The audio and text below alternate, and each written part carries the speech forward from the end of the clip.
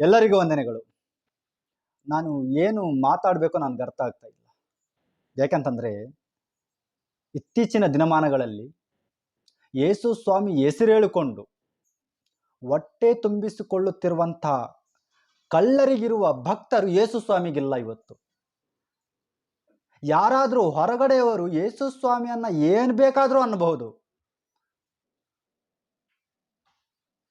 ಆದರೆ ಯೇಸು ಸ್ವಾಮಿ ಹೆಸರು ಹೇಳಿಕೊಂಡು ಸುಳ್ಳು ಪ್ರಸಂಗಗಳನ್ನು ಮಾಡುತ್ತಾ ದಶಮ ಭಾಗಗಳನ್ನು ಕೇಳಿಕೊಂಡು ಹೊಟ್ಟೆ ತುಂಬಿಸಿಕೊಂಡು ಜೀವನವನ್ನು ನಡೆಸ್ತಾ ಇರುವಂಥ ಕಳ್ಳರನ್ನು ಮಾತ್ರ ನಾವು ವಿರೋಧ ಮಾಡಬಾರ್ದು.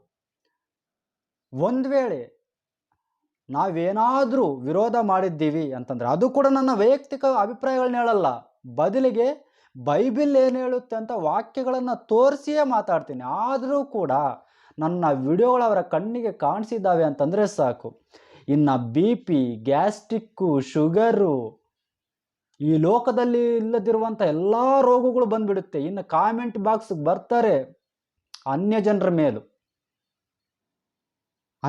ಮೇಲೂ ಅವರೆಷ್ಟೋ ಒಂದು ಭಯಭಕ್ತಿಯಿಂದ ಇರ್ತಾರೆ. ನಿಮ್ಮಂಥವ್ರನ್ನ ನೋಡಿದಾಗ ಅನಿಸುತ್ತೆ, ನಿಮ್ಮಂಥವರಿಂದ ದೇವರ ನಾಮ ದೂಷಣೆ ಆಗ್ತಾ ಇರೋದು. ತಪ್ಪನ್ನ ಖಂಡಿಸು ಅಂತ ಇದೆ, ಖಂಡಿಸಿದರೆ ತೀರ್ಪು ಮಾಡಲಿಕ್ಕೆ ನೀನು ಯಾರು ಅಂತಾರೆ.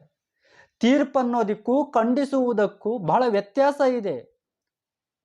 ಸಂದರ್ಭಗಳು ನೋಡೋದಿಲ್ಲ. ದೇವರು ಯಾವ ಸಂದರ್ಭದಲ್ಲಿ ಮಾತುಗಳನ್ನು ಹೇಳ್ತಾ ಇದ್ದಾರೆ, ಪೌಲನು ಯಾವ ಸಂದರ್ಭದಲ್ಲಿ ಈ ವಾಕ್ಯಗಳನ್ನು ಬರೆಸಿಕೊಟ್ಟಿದ್ದಾನೆ, ಪೇತ್ರನು ಯಾವ ಸಂದರ್ಭದಲ್ಲಿ ಹೇಳಿದ್ದಾನೆ, ಯೋಹಾನನು ಯಾವ ಸಂದರ್ಭದಲ್ಲಿ ತನ್ನ ಶಿಷ್ಯರನ್ನು ಈ ಪರಿಸರನ್ನ ಸದ್ದುಕಾಯರನ್ನ ಗದರಿಸಿದ್ದಾನೆ, ಇವುಗಳು ನೋಡೋದಿಲ್ಲ.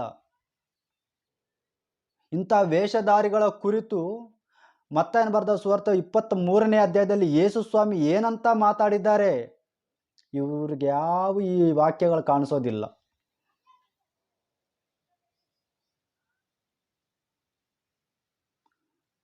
ಇವರಿಗೆಲ್ಲ ಒಂದೇ, ಈ ಸಕ್ಕರೆ ಲೇಪಿತ ಮಾತುಗಳು, ಸಿಹಿಯಾದ ಮಾತುಗಳು ಬೇಕು. ಸಿಹಿಯಾಗಿ ಮಾತನಾಡಿದ್ರೆ ಮಾತ್ರ ದೇವರ ಪ್ರೀತಿ ಅವನಲ್ಲಿ ತುಳುಕುತ್ತಾ ಇರುತ್ತೆ. ನಾವು ಒಂಥರ ಹಾಗಲಕಾಯಿ ಪಲ್ಯ ಥರ ಇರುತ್ತೆ, ನಮ್ಮ ಮಾತುಗಳು ಕಹಿಯಾಗಿರುತ್ತೆ, ಅವರವು ಸಿಹಿಯಾಗಿರುತ್ತೆ. ನಾನೊಂದೇ ಹೇಳ್ತೀನಿ, ಸಿಹಿಯಾದ ಆಹಾರ ಬೇಗ ಕೆಟ್ಟೋಗುತ್ತೆ, ಅದು ಆರೋಗ್ಯಕ್ಕೆ ಒಳ್ಳೆಯದಲ್ಲ. ಹಾಗಲಕಾಯಿ ಆರೋಗ್ಯಕ್ಕೆ ಒಳ್ಳೆಯದು. ನಮ್ಮ ಮಾತುಗಳು ಹಾಗಲಕಾಯದ ಪಲ್ಯದ ರೀತಿಯಲ್ಲಿ ಇದ್ದರೂ ಕೂಡ ಆರೋಗ್ಯಕ್ಕೆ ಒಳ್ಳೆಯದು. ನಾನು ನನ್ನ ವೈಯಕ್ತಿಕ ಅಭಿಪ್ರಾಯಗಳು, ಅನುಭವಗಳನ್ನು ನಿಮ್ಮ ಮುಂದೆ ಹಂಚಿಕೊಳ್ಳಿಕ್ಕಿಲ್ಲ. ಬೈಬಲ್ ಏನು ಹೇಳುತ್ತೋ ಅದನ್ನೇ ವಾಕ್ಯಗಳನ್ನು ತೋರಿಸೇ ಮಾತಾಡ್ತೀನಿ. ಅದನ್ನು ಜೀರ್ಣಿಸ್ಕೊಳ್ಳೋದಿಕ್ಕೂ ಕೂಡ ನಿಮ್ಮಿಂದ ಆಗಿಲ್ಲ ಅಂತಂದರೆ ನಿಮ್ಮಂಥವ್ರನ್ನ ಏನಂತ ಕರೆಯೋಣ?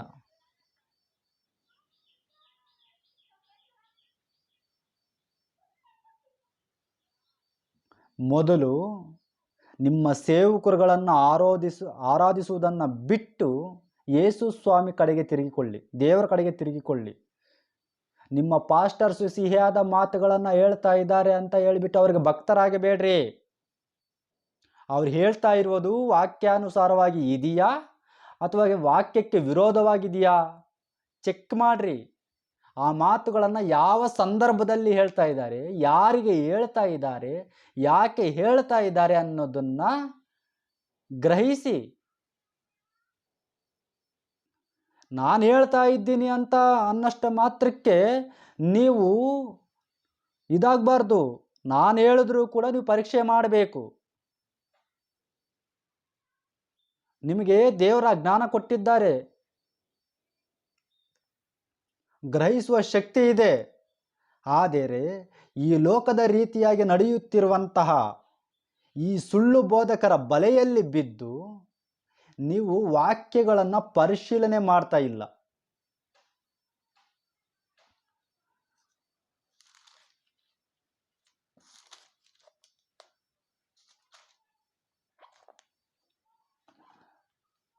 ಬೇರುಯ ಸಭೆಯವರು ಪ್ರತಿದಿನ ಪರಿಶೀಲನೆ ಮಾಡ್ತಾ ಇದ್ರಂತೆ ವಾಕ್ಯಗಳನ್ನು.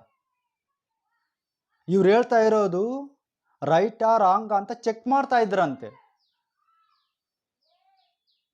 ಪೌಲ್ನ ಹೇಳ್ತಾ ಇದ್ದಾನೆ ಅನ್ನಷ್ಟು ಮಾತ್ರಕ್ಕೆ ಅವರು ಹೇಳಿದ್ದೆಲ್ಲ ನಂಬ್ಕೊಂಡು ಹೋಗ್ತಾ ಇಲ್ಲ. ಅದಕ್ಕೆ ಹೇಳ್ತಾ ಇದ್ದಾನೆ ಪೌಲ್ನು. ಏನಂತ ಹೇಳ್ತಾ ಇದ್ದಾನೆ ಅಂತಂದರೆ ನೋಡಿ, ಆ ಸಭೆಯವರು ಥೆಸಲೋನಿಕದವರಿಗಿಂತ ಸದ್ಗುಣವುಳ್ಳವರಾಗಿದ್ದು ದೇವರ ವಾಕ್ಯವನ್ನು ಶುದ್ಧ ಮನಸ್ಸಿನಿಂದ ಅಂಗೀಕರಿಸಿ ಇವರು ಹೇಳುವ ಮಾತು ಹೌದೋ ಏನೋ ಎಂಬ ವಿಷಯದಲ್ಲಿ ಪ್ರತಿದಿನವೂ ಶಾಸ್ತ್ರ ಗ್ರಂಥಗಳನ್ನು ಶೋಧಿಸುತ್ತಿದ್ದರು. ಹೀಗಿರಲಾಗಿ ಅವರಲ್ಲಿ ಬಹಳ ಮಂದಿ ನಂಬಿದರು. ಪರಿಶೀಲನೆ ಮಾಡಬೇಕು ವಾಕ್ಯಗಳನ್ನು. ನಾನು ಹೇಳಿದ್ದೀನಂತಲೋ, ನಿಮ್ಮ ತೋಳಗಳು ಹೇಳ್ತಾ ಇದ್ದಾವಂತಲೋ ನಂಬೋದಲ್ಲ. ನಿಮಗೂ ಅಕ್ಷರ ಜ್ಞಾನ ಇದೆ, ಗ್ರಹಿಸಿಕೊಳ್ಳುವ ಒಂದು ಇಂಗಿತ ಜ್ಞಾನ ಇದೆ, ಕಾಮನ್ ಸೆನ್ಸ್ ಇದೆ. ಸಂದರ್ಭಗಳನ್ನು ನೋಡಬೇಕು. ಯಾರಿಗೆ ಹೇಳ್ತಾ ಇದ್ದಾರೆ, ಯಾಕೆ ಹೇಳ್ತಾ ಇದ್ದಾರೆ, ಅದು ಪ್ರವಾದನೆನಾ, ಪ್ರಸಂಗನಾ, ಪತ್ರಿಕೆನಾ, ಸುವಾರ್ತೆನಾ, ಅಲ್ಲಿ ಹೇಳ್ತಾ ಇರೋದಂತೂ ಯಾರನ್ನ ಉದ್ದೇಶಿಸಿ ಹೇಳ್ತಾ ಇದ್ದಾರೆ, ಇವೆಲ್ಲವನ್ನ ತಿಳಿದುಕೊಳ್ಳೋದಕ್ಕೆ ಪ್ರಯತ್ನ ಮಾಡಬೇಕು. ನಿಮ್ಮ ಹತ್ರ ಬೈಬಿಲ್ ಇರೋದು ಕತ್ತೆಗಳ ಥರ ಹೊತ್ಕೊಂಡು ಹೋಗ್ಲಿಕ್ಕಲ್ಲ.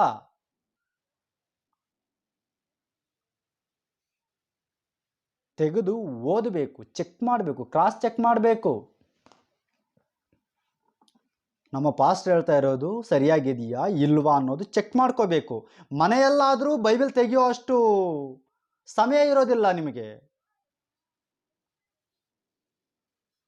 ಕೆಲಸದಲ್ಲಿ ಬ್ಯುಸಿ, ಸೀರಿಯಲ್ಗಳಲ್ಲಿ ಬ್ಯುಸಿ, ಸಿನಿಮಾಗಳಲ್ಲಿ ಬ್ಯುಸಿ, ಬೇರೆ ನಿಮ್ಮದೇ ಆದಂಥ ಕಾರ್ಯಗಳಲ್ಲಿ ನೀವು ಬ್ಯುಸಿ. ಬೈಬಿಲ್ಲಿಗೆ ಮಾತ್ರ ಅಷ್ಟೊಂದು ಸಮಯ ಕೊಡೋದಿಲ್ಲ. ಸಭೆಗೆ ಹೋದಾಗಲಾದರೂ ಸರಿಯೇ ತೆಗೆದು ಅದನ್ನು ಅರ್ಥ ಮಾಡಿಕೊಳ್ಳೋ ಅಷ್ಟು ಜ್ಞಾನ ಕೂಡ ಇಲ್ವಾ? ಇನ್ನಷ್ಟು ಮಾತ್ರಕ್ಕೆ ಸಭೆಗೆ ಏನಕ್ಕೆ ಹೋಗ್ತೀರಾ? ಅಷ್ಟು ಮಾತ್ರಕ್ಕೆ ನಿಮ್ಮ ಕೈಯಲ್ಲಿ ಬೈಬಿಲ್ ಏನಕ್ಕೆ? ನೀವು ಯೇಸು ಸ್ವಾಮಿಯನ್ನ ಆರಾಧಿಸ್ತಾ ಇದ್ದೀವಿ ಅಂತ ಭ್ರಮೆಯಲ್ಲಿದ್ದೀರಾ. ನಿಜ ಹೇಳಬೇಕು ಅಂತಂದರೆ ಯೇಸು ಸ್ವಾಮಿಯನ್ನೆಲ್ಲ ನೀವು ಆರಾಧನೆ ಮಾಡ್ತಾ ಇರೋದು. ಯೇಸು ಸ್ವಾಮಿ ಹೆಸರನ್ನ ಹೇಳಿಕೊಂಡು ಕುರಿ ವೇಷ ಹಾಕಿಕೊಂಡು ಬಂದಂಥ ತೋಳಗಳಿಗೆ ನೀವು ಭಕ್ತರಾಗಿದ್ದೀರಾ. ಅದಕ್ಕೆ ಹೇಳ್ತಾ ಇರೋದು, ಪಾಸ್ಟರ್ಸು ದೊಡ್ಡೋರ ಚಿಕ್ಕೋರ ಅನುಭವವುಳ್ಳವರ ಅದಲ್ಲ ಬೇಕಾಗಿರೋದು. ಅವ್ರು ಕಾರಲ್ಲಿ ಬರ್ತಾ ಇದ್ದಾರಾ, ಬೈಕಲ್ಲಿ ಬರ್ತಾ ಇದ್ದಾರಾ, ಅವ್ರಿಗೆ ಸೆಕ್ಯೂರಿಟಿ ಗಾರ್ಡ್ಸ್ ಇದ್ದಾರಾ, ಅವ್ರಿಗೆ ಅಸಿಸ್ಟೆಂಟ್ಗಳಿದ್ದಾರಾ, ಇದರಿಂದ ಆತನು ವಾಕ್ಯಾನುಸಾರವಾದ ಸೇವಕನು ಅಂತ ನೀವು ತಿಳ್ಕೊಬೇಡ್ರಿ. ಆತನ ಪ್ರಸಂಗಗಳನ್ನು ಕೇಳಿ, ಆತನು ಮಾಡುವಂಥ ಕ್ರಿಯೆಗಳನ್ನು ನೋಡಿ ಈತನು ನಿಜವಾಗಲೂ ಕ್ರಿಸ್ತನ ಸೇವಕನ, ಸುವಾರ್ತಿಕನ, ಬೋಧಕನ ಅನ್ನೋದನ್ನು ನೀವು ಪರಿಶೀಲನೆ ಮಾಡಬೇಕಾಗಿದೆ. ಇಷ್ಟಕ್ಕೂ ನಾನು ಯಾಕೆ ವಿಡಿಯೋ ಮಾಡ್ತಾ ಇದ್ದೀನಿ ಅಂತಂದರೆ, ಇನ್ನೊಬ್ಬ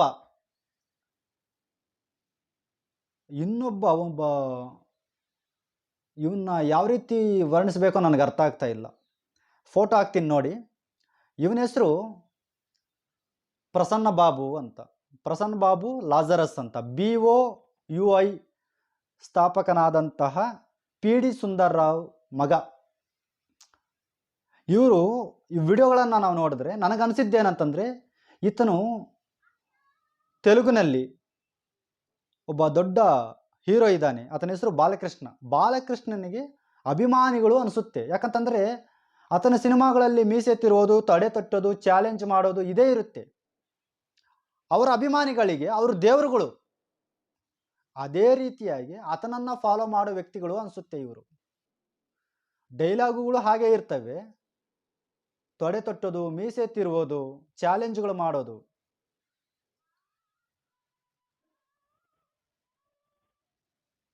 ಈ ವ್ಯಕ್ತಿಗಳು ಈ BOUI ಇಂದ ಬಂದಂತಹ ವ್ಯಕ್ತಿಗಳು ಒಂದು ಹೊಸ ಸಿದ್ಧಾಂತವನ್ನು ಸೃಷ್ಟಿ ಮಾಡಿದ್ದಾರೆ. ಏನಂತ? ಯೇಸು ಕ್ರಿಸ್ತನು ದೇವರಲ್ಲ, ದೇವರ ಮಗನು, ದೇವರ ಮಗನು ಅಂತ ಒಂದ್ಸರಿ ಹೇಳ್ತಾರೆ. ಯೇಸು ಸ್ವಾಮಿ ನಮಗಿಂತ ಮುಂಚಿತವಾಗಿ ಹುಟ್ಟಿರೋದ್ರಿಂದ ನಮಗೆ ಅಣ್ಣನಾಗ್ತಾನೆ. ಆತನು ಶಕಪುರುಷನು, ಯುಗ ಪುರುಷನು. ಈ ರೀತಿಯಾದಂತಹ ಮಾತುಗಳನ್ನು ಹೇಳ್ಕೊಂಡು ಬಂದರು. ಇತ್ತೀಚಿನ ದಿನಮಾನಗಳಲ್ಲಿ ಬಹಳಷ್ಟು ಜನರು ಥಿಯೋಲಾಜಿ ಮಾಡಿರೋರೆಲ್ಲನೂ ಇಲ್ಲ, ಆತನು ನಿತ್ಯತ್ವವುಳ್ಳವನು, ಆತನು ದೇವರು ಅಂತ ನಾವು ಬೇಕಾದರೆ ಡಿಬೇಟ್ ಮಾಡೋಣ ಅಂತ ಚಾಲೆಂಜ್ಗಳು ಮಾಡಿದ್ರು. ಅವಾಗ ಇವರು ಒಪ್ಕೊಳ್ಳಿಲ್ಲ. ಇಲ್ಲೇನೋ ಹೊಸ ಹೊಸ ಸಿದ್ಧಾಂತಗಳನ್ನ ತಗೊಂಬಂದರು. ಮೀಸೆಗಳು ತಿರುವುದ್ರು, ತೊಡೆ ತಟ್ಟಿದ್ರು, ಚಾಲೆಂಜ್ ಮಾಡಿದ್ರು. 2 ನಿಮಿಷದಲ್ಲಿ ಸೋಲಿಸ್ಬಿಡ್ತೀನಿ ಅಂತ ಚಾಲೆಂಜ್ಗಳು ಮಾಡಿದ್ರು. ಸರಿ, ನಾವು ರೆಡಿಯಾಗಿದ್ದೀವಿ ಡಿಬೇಟ್ ಮಾಡೋಣ ಅಂತಂದರೆ ಮಾತ್ರ ಹೇಳೋದೇನು? ನಮ್ಮಲ್ಲಿ ನಮಗೆ ಯಾಕೆ ಕಿತ್ತಾಟ, ಕಚ್ಚಾಟಗಳು ಯಾಕೆ? ಕೂತ್ಕೊಂಡು ಗೌರವದಿಂದ ಮಾತಾಡಿಕೊಳ್ಳೋಣ. ಮತ್ತೆ ಇವ್ರು ಚಾಲೆಂಜ್ಗಳು ಮಾಡಬಹುದು. ಈ ಚಾಲೆಂಜ್ಗೆ ಯಾರಾದರೂ ಒಪ್ಕೊಂಡು ಮುಂದಕ್ಕೆ ಬಂದರೆ ಮಾತ್ರ ಇವ್ರಿಗೆ ಮೀಟಿರೋದಿಲ್ಲ. ಇವರು ಹುಟ್ಟಿ ಹಾಕಿದಂಥ ಒಂದು ಹೊಸ ಸಿದ್ಧಾಂತವನ್ನು ನಿರೂಪಿಸಿಕೊಳ್ಳೋದಿಕ್ಕೆ, ಇವರು ಹುಟ್ಟಿ ಹಾಕಿದಂತಹ ಈ ಸಿದ್ಧಾಂತ ತಪ್ಪು ಅಂತ ಒಪ್ಪಿಕೊಳ್ಳೋದಿಕ್ಕೆ ಆಗದೆ ಯೇಸು ಕ್ರಿಸ್ತನಿಗೆ ಯಾವ ರೀತಿ ಹೇಳ್ತಾ ಇದ್ದಾರೆ ಅಂತಂದರೆ, ಯೇಸು ಕ್ರಿಸ್ತನು ಒಬ್ಬ ಬೆಗ್ಗರ್. ಇಂಥವ್ರನ್ನ ಕುರಿತು ನಾವು ಅವನು ಇವನು ಅಂತ ಅನ್ನಬಾರ್ದು. ಇವನು ಯೇಸು ಸ್ವಾಮಿಯನ್ನೇ ಬೆಗ್ಗರ್ ಅಂತ ಕರೀತಾ ಇದ್ದಾನೆ. ನೀವು ನೋಡಬಹುದು ಆತನ ವಿಡಿಯೋಗಳನ್ನು. ಪ್ರಸನ್ನ ಬಾಬು ಲಾಜರಸ್ ಅಂತ ಆತನ ವಿಡಿಯೋಗಳನ್ನು ಯೂಟ್ಯೂಬಲ್ಲಿ ಹೋಗಿ ನೋಡಿದಾಗ ನಿಮಗೆ ಕಾಣಿಸುತ್ತೆ ಈತನ ಏನೇನು ಮಾತಾಡ್ತಾ ಇದ್ದಾನೆ ಅಂತ. ಇಂಥವ್ರನ್ನ ಕುರಿತು ನಾವು ಇವರು ಕಳ್ಳರು, ಇವರು ತೋಳಗಳು ಅಂತ ನಾವು ಹೇಳಬಾರ್ದು. ಬಹಳಷ್ಟು ಜನರಿಗೆ ನೋವಾಗೋಗುತ್ತೆ. ಇವ್ರನ್ನ ಗೌರವದಿಂದ ಮಾತಾಡಬೇಕು. ಯೇಸು ಸ್ವಾಮಿಯನ್ನ ಬೆಗ್ಗರ್ ಅಂತ ಕರೆದಂಥ ಈ ವ್ಯಕ್ತಿನ ನಾವು ಗೌರವದಿಂದ ಸನ್ಮಾನ ಮಾಡಬೇಕು. ಈತನು ಯೇಸು ಸ್ವಾಮಿಯನ್ನ ಬೆಗ್ಗರ್ ಅಂತ ನಿರೂಪಿಸೋದಿಕ್ಕೆ ತಗೊಂಡಿರುವಂಥ ವಾಕ್ಯ ಏನು ಗೊತ್ತಾ? ಇಬ್ರಿಯರಿಗೆ ಬರೆದ ಪತ್ರಿಕೆ 5ನೇ ಅಧ್ಯಾಯ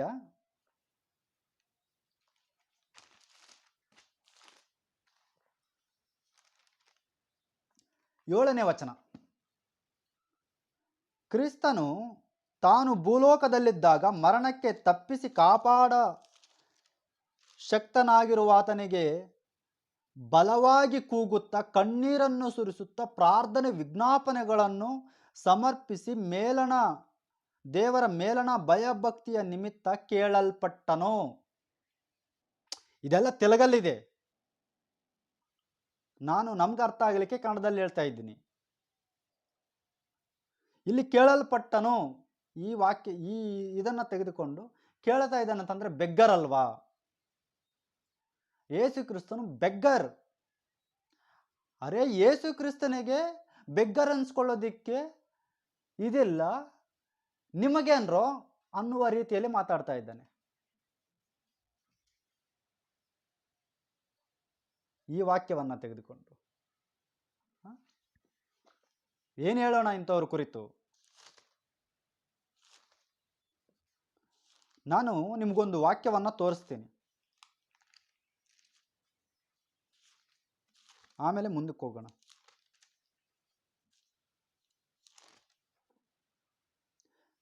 ಫಿಲಿಪಿಯರಿಗೆ ಬರೆದ ಪತ್ರಿಕೆ 2ನೇ ಅಧ್ಯಾಯ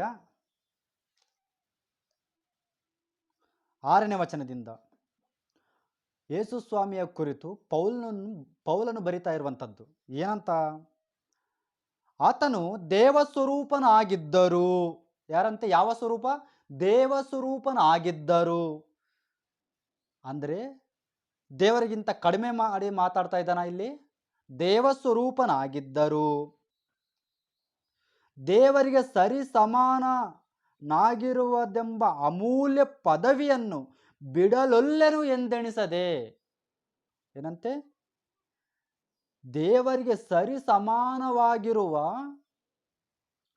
ಅಮೂಲ್ಯ ಪದವಿಯನ್ನು ಬಿಡೋದಿಲ್ಲ ಅನ್ನದೇ ತನ್ನನ್ನು ಬರಿದು ಮಾಡಿಕೊಂಡು, ಅಂದರೆ ಎಲ್ಲವನ್ನು ಬಿಟ್ಟು, ತನ್ನ ಅಧಿಕಾರವನ್ನು ಮಹಿಮೆಯನ್ನು ಎಲ್ಲವನ್ನು ಬಿಟ್ಟು ಬರಿದು ಮಾಡಿಕೊಂಡು ದಾಸನ ರೂಪವನ್ನು, ಯಾವ ರೂಪ ಅಂತ?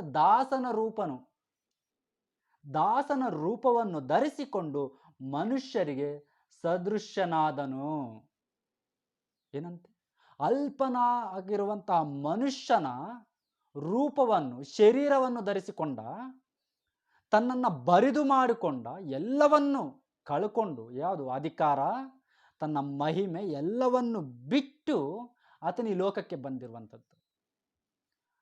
ಅಧಿಕಾರವನ್ನು ಕಳ್ಕೊಂಡು ಈ ಲೋಕಕ್ಕೆ ಬಂದಿರುವಂಥದ್ದು. ಮನುಷ್ಯರಿಗೆ ಸದೃಶನಾದನು. ಹೀಗೆ ಆತನು ಆಕಾರದಲ್ಲಿ ಮನುಷ್ಯನಾಗಿ ಕಾಣಿಸಿಕೊಂಡಿದ್ದಾಗ ತನ್ನನ್ನು ತಗ್ಗಿಸಿಕೊಂಡು, ಏನಂತೆ? ತನ್ನನ್ನು ತಗ್ಗಿಸಿಕೊಂಡು, ಆತನು ಈ ಲೋಕಕ್ಕೆ ಬಂದಿದ್ದು ದೇವರಾಗಿ ಬರಲಿಲ್ಲ, ಮನುಷ್ಯನಾಗಿ ತಗ್ಗಿಸಿಕೊಂಡು, ಎಲ್ಲವನ್ನು ತಗ್ಗಿಸಿಕೊಂಡು ಮರಣವನ್ನು ಹೊಂದುವಷ್ಟು.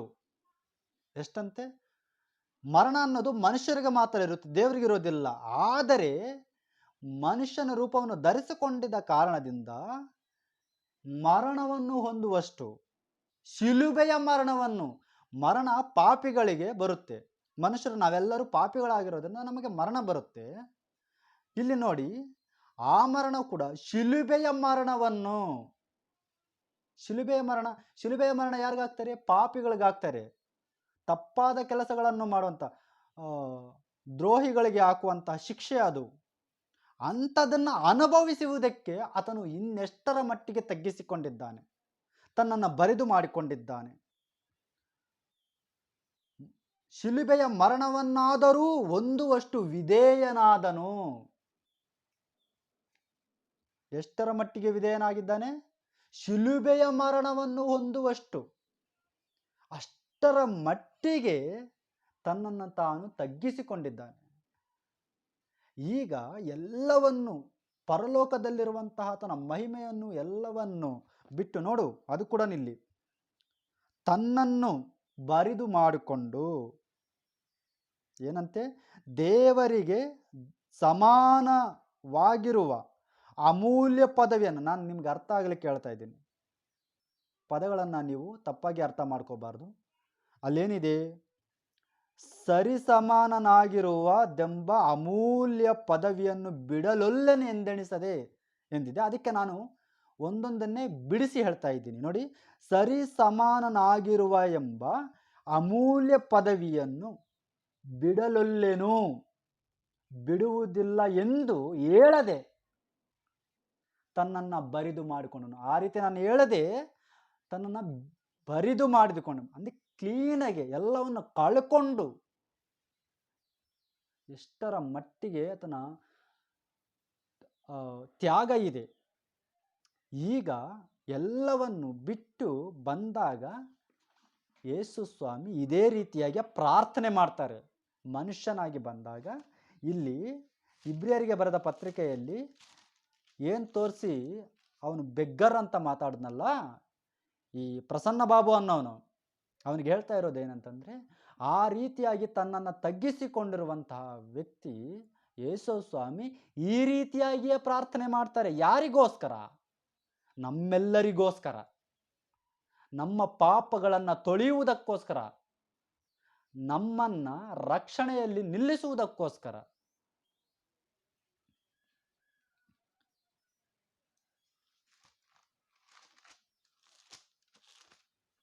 ಐದನೇ ಅಧ್ಯಾಯ 7ನೇ ವಚನ, ಯೇಸು ಸ್ವಾಮಿ ಪ್ರಾರ್ಥನೆ ಮಾಡುವಂಥದ್ದು. ಕ್ರಿಸ್ತನು ತಾನು ಲೋಕದಲ್ಲಿದ್ದಾಗ ಮರಣಕ್ಕೆ ತಪ್ಪಿಸಿ ಕಾಪಾಡ ಶಕ್ತನಾಗಿರುವ ಆತನಿಗೆ ಬಲವಾಗಿ ಕೂಗುತ್ತಾ, ಯಾರಿಗಾಗಿ ಕೂಗುದನು? ಬಲವಾಗಿ ಕೂಗುತ್ತಾ, ಕಣ್ಣೀರನ್ನು ಸುರಿಸುತ್ತಾ ಪ್ರಾರ್ಥನೆ ವಿಜ್ಞಾಪನೆಗಳನ್ನು ಸಮರ್ಪಿಸಿ ದೇವರ ಮೇಲಣ ಭಯಭಕ್ತಿಯ ನಿಮಿತ್ತ ಕೇಳಲ್ಪಟ್ಟನು. ಅದಕ್ಕಾಗಿ ಕೇಳಿದ್ದು. ಯೇಸು ಕ್ರಿಸ್ತನು ತನ್ನನ್ನು ತಗ್ಗಿಸಿಕೊಂಡಿದ್ದಾನೆ, ಬರಿದು ಮಾಡಿಕೊಂಡಿದ್ದಾನೆ, ತನ್ನ ಅಧಿಕಾರವನ್ನು ಮಹಿಮೆಯನ್ನು ಕಳ್ಕೊಂಡು ಲೋಕಕ್ಕೆ ಬಂದಿದ್ದಾನೆ, ಮನುಷ್ಯನಾಗಿದ್ದಾನೆ. ಅಧಿಕಾರವಿದ್ದವನಂತೆ ಇಲ್ಲ ಇಲ್ಲಿ ಲೋಕದಲ್ಲಿ. ಎಲ್ಲವನ್ನ ಕಳ್ಕೊಂಡು ಈ ಲೋಕಕ್ಕೆ ಬಂದಿರುವುದರಿಂದ ಆತನು ಪ್ರಾರ್ಥನೆ ಮಾಡ್ತಾ ಇದ್ದಾನೆ. ಒಂದು ವೇಳೆ ಆ ಅಧಿಕಾರವೆಲ್ಲವೂ ಆತನ ಕೈಯಲ್ಲೇ ಇದ್ದಿದ್ದರೆ ಬಹುಶಃ ಈ ಪ್ರಾರ್ಥನೆ ಮಾಡುವ ಅವಶ್ಯಕತೆ ಇರಲಿಲ್ಲ. ಆತನು ಬರಿದು ಮಾಡಿಕೊಂಡು ಈ ಲೋಕಕ್ಕೆ ಬಂದಿರೋದು. ನಿನಗೋಸ್ಕರ, ನನಗೋಸ್ಕರ, ಈ ಲೋಕಕ್ಕೋಸ್ಕರ. ಮುಂದಕ್ಕೆ ಹೋದೋಣ ನೋಡಿ. ಹೀಗೆ ಆತನು ಮಗನಾಗಿದ್ದರು. ಏನಂತೆ? ಮಗನಾಗಿದ್ದರು. ಮಗನಂತಂದ್ರೆ ನಿನಗೂ ನಿಮ್ಮಪ್ಪನಿಗೂ ಇರುವಂಥ ಸಂಬಂಧ ಅಲ್ಲ. ಅಲ್ಲಿ ಮಗನು ಅಂತಂದ್ರೆ ಇಬ್ರಿಯ ಅರ್ಥದಲ್ಲಿ ವಾರಸುದಾರ ಅಂತ. ತಂದೆ ಅಂದ್ರೆ ತಂದೆಗೆ ಇರುವ ಎಲ್ಲದರ ಮೇಲೆಯೂ ಮಗನಿಗೂ ಅಧಿಕಾರ ಇರುತ್ತೆ. ವಾರಸುದಾರ ಇಬ್ರಿಯ ಅರ್ಥದಲ್ಲಿ. ಅದಕ್ಕೆ ನಾನು ಮನುಷ್ಯ ಕುಮಾರನು ಅಂತ ಹೇಳ್ತಾ ಇದ್ರೆ ಅವತ್ತಿನ ಕಾಲದಲ್ಲಿದ್ದಂಥ ಯೂದರು, ಪರಿಸಾಯರು ಆತನನ್ನು ಕೊಲ್ಲೋದಿಕ್ಕೆ ಪ್ರಯತ್ನ ಮಾಡಿದ್ದು. ತನ್ನ ದೇವರಂತ ಯೋಹಾನ ಸುವಾರ್ತೆಯಲ್ಲಿ 9ನೇ ಅಧ್ಯಾಯದಲ್ಲಿ ನಾವು ನೋಡ್ಬೋದು. ಅದನ್ನ ದೇವರ ಮಗನು ಅಂತ ಹೇಳ್ಕೊಂಡಿದ್ದು ಅಂತಂದ್ರೆ ದೇವರಿಗೆ ಸಮಾನವಾಗಿ ಮಾಡ್ಕೊಳ್ತಾ ಇದೆಯಲ್ಲ ಅಂತ. ಇಲ್ಲಿ ಸ್ವಲ್ಪ ಹೆಚ್ಚು ಕಡಿಮೆ ಏನು ಇಲ್ಲ. ಮಗನಾಗಿದ್ದರೂ ಅನುಭವಿಸಿದ ಬಾಧೆಗಳಿಂದಲೇ ವಿಧೇಯತನ್ನು ಕಲಿತುಕೊಂಡನು. ಇದಲ್ಲದೆ ಆತನು ಸಿದ್ಧಿಗೆ ಬಂದು ದೇವರಿಂದ ಮೆಲ್ಕಿಜೆದೇಕನ ತರಹದ ಯಾಜಕನೆನಿಸಿಕೊಂಡವನಾಗಿ ತನಗೆ ವಿಧೇಯರಾಗುವವರೆಲ್ಲರಿಗೂ ನಿರಂತರವಾದ ರಕ್ಷಣೆಗೆ ಕಾರಣನಾದನು. ಏನಂತೆ? ಯೇಸು ಕ್ರಿಸ್ತನು ತನ್ನ ತಂದೆಗೆ ಯಾವ ರೀತಿ ವಿಧೇಯನಾದನೋ ಆ ರೀತಿಯಾಗಿ ಈತನನ್ನು ನೋಡಿ ವಿಧೇಯರಾಗುವವರೆಲ್ಲರಿಗೂ, ಯೇಸು ಕ್ರಿಸ್ತನಿಗೆ ವಿಧೇಯರಾಗುವವರೆಲ್ಲರಿಗೂ ರಕ್ಷಕನಾದನಂತೆ. ಈ ರಕ್ಷಕನು ಆಗುವುದಕ್ಕಾಗಿ ತನ್ನನ್ನು ಬರಿದು ಮಾಡಿಕೊಂಡು ಈ ಲೋಕಕ್ಕೆ ಬಂದು ಮನುಷ್ಯನ ನರಾವತಾರಿಯನ್ನು ಎತ್ತಿ ತನ್ನ ಅಧಿಕಾರವನ್ನು ಮಹಿಮೆಯನ್ನು ಕಳ್ಕೊಂಡು ಈ ಲೋಕಕ್ಕೆ ಬಂದು ಆತನು ಪ್ರಾರ್ಥನೆ ಮಾಡ್ತಾ ಇದ್ದಾನೆ, ವಿಜ್ಞಾಪನೆಗಳನ್ನು ಮಾಡ್ತಾ ಇದ್ದಾನೆ. ಇದನ್ನ ನೋಡಿ ಬೆಗ್ಗರ್ ಅಂತಾರ. ತಂದೆಗೂ ಮಗನಿಗೂ ಇರುವಂತಹ ಸಂಬಂಧಕ್ಕೆ ನೀನಿಟ್ಟ ಹೆಸರು ಬೆಗ್ಗರ. ಇಂಥವರನ್ನ ಅವನು ಇವನು ಅಂತ ನಾನು ಮಾತಾಡಬಾರ್ದು. ಇವರುಗಳ ಕಾಮೆಂಟ್ಗಳು ಬಂದು ಇಷ್ಟಾನುಸಾರ ಮಾತಾಡ್ಬೋದು. ತಿರ್ಗಾ ಇವರುಗಳು ಕಾಮೆಂಟ್ಗಳಲ್ಲಿ ಬಂದು ಅವ್ರಿಗೆ ಇಷ್ಟಾನುಸಾರವಾಗಿ ಮಾತಾಡಬಹುದು. ಇಂಥವರು ದೇವರ ನಾಮಕ್ಕೆ ದೂಷಣೆ ತರ್ತಾ ಇರುವಂಥ ವ್ಯಕ್ತಿಗಳು, ಈ ವ್ಯಕ್ತಿಗಳನ್ನು ನಾವು ಮಾತ್ರ ಏನು ಅನ್ನಬಾರ್ದು. ಅನ್ಯ ಜನರ ಮೇಲೆ ಇವ್ರಿಗಿಂತ ಅನ್ಯ ಜನರು ಭಯಪಡ್ತಾರೆ. ಚರ್ಚಿಗೆ ಬನ್ನಿ ಅಂತ ಯಾರಾದರೂ ಅನ್ಯ ಜನರಿಗೆ ಸುವಾರ್ತೆ ಹೇಳಿ ಚರ್ಚಿಗೆ ಕರೆದಾಗ, ಅಯ್ಯೋ ನಾವು ಅಷ್ಟು ನಿಷ್ಠಾವಂತರಾಗಿ ಇರೋದಕ್ಕೆ ನಮ್ಮಿಂದ ಆಗೋದಿಲ್ಲಪ್ಪ, ನಾವು ಬರೋಕ್ಕಾಗೋದಿಲ್ಲ, ಭಯಪಡ್ತಾರೆ. ಅಯ್ಯೋ ನಿಮ್ಮ ದೇವರು ಬಹಳ ಪವರ್ಫುಲ್ಲು, ನಾವೇನೋ ಪಾಪಿಗಳು, ಕುಳಿತೀವಿ, ಮತ್ತೊಂದು ನಮ್ಗೆ ಇಷ್ಟಾನುಸಾರವಾಗಿ ಜೀವಿಸ್ತಾ ಇರ್ತೀವಿ, ಚರ್ಚ್ಗೆ ಬಂದರೆ ಅಷ್ಟು ನಿಷ್ಠಾವಂತರಾಗಿ ಜೀವಿಸೋದಕ್ಕೆ ನಮ್ಮಿಂದ ಆಗೋದಿಲ್ಲ, ನೋಡೋಣ ದೇವರು ಕರೆದಿದ್ದ ದಿವಸ ನಾವು ಬರ್ತೀವಿ, ಈ ರೀತಿ ಹೇಳ್ತಾರೆ. ಅವರು ಕೊಡುವಂಥ ಗೌರವ ಆದರೂ ಕೂಡ ಕನಿಷ್ಠ ಪಕ್ಷ ಈ ಪ್ರಸನ್ನ ಬಾಬು ಅನ್ನೋವನು ಕೊಡ್ತಾ ಇಲ್ಲ.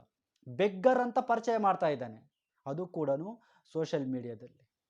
ಇವರು ತನ್ನಂಥ ಸಿದ್ಧಾಂತವನ್ನು ಸರಿ ಅಂತ ತೋರಿಸಿಕೊಳ್ಳುವುದಕ್ಕಾಗಿ ಈ ವಾಕ್ಯವನ್ನು ತೋರಿಸಿ ಬೆಗ್ಗರ್ ಅಂತ ಇದ್ದಾನೆ. ಏನು ಹೇಳೋಣ? ಇಂಥ ಕಳ್ಳರನ್ನ ನಮ್ಮಲ್ಲೇ ಇದ್ದು ಮತ್ತೆ ಇಂಥವ್ರನ್ನ ನಾವೇನು ಮಾತಾಡಬಾರ್ದು. ಇಂಥವ್ರುಗಳಿಗೆ ಭಕ್ತರು ಜಾಸ್ತಿ. ಇಂಥವರು ನಮ್ಮ ಸುತ್ತಮುತ್ತಲೂ ಇರ್ತಾರೆ. ಅವನು ಕಾರಲ್ಲಿ ಬರ್ತಾ ಇದ್ದಾನೆ, ಅವನು ಬ್ಲೇಸರ್ ಹಾಕ್ಕೊಂಡಿದ್ದಾನೆ, ಐರನ್ ಮಾಡಿರೋ ಶರ್ಟ್ ಹಾಕ್ಕೊಂಡಿದ್ದಾನೆ, ಅವನಿಗೆ ಅಸಿಸ್ಟೆಂಟ್ ಇದ್ದಾರೆ, ಅವರಿಗೆ ಅನೇಕ ಸಭೆಗಳಿದ್ದಾವೆ, ಅನುಯಾಯಿಗಳಿದ್ದಾರೆ, ಅವ್ರ ಸಭೆಯಲ್ಲಿ ಸಾವಿರಾರು ಜನ ಇದ್ದಾರೆ, ಲಕ್ಷಾಂತರ ಜನರ ಇದ್ದಾರೆ ಅಂತ ಹೇಳಿ ನೀವು ಮೋಸ ಹೋಗಬೇಡ್ರಿ. ಅವ್ರು ಹೇಳ್ತಾ ಇರುವುದು ಸತ್ಯನ ಅಸತ್ಯನ ಫಸ್ಟ್ ನೀವು ಗ್ರಹಿಸಿರಿ, ವಾಕ್ಯವನ್ನು ತೆಗೆದು ಓದಿರಿ. Thank you.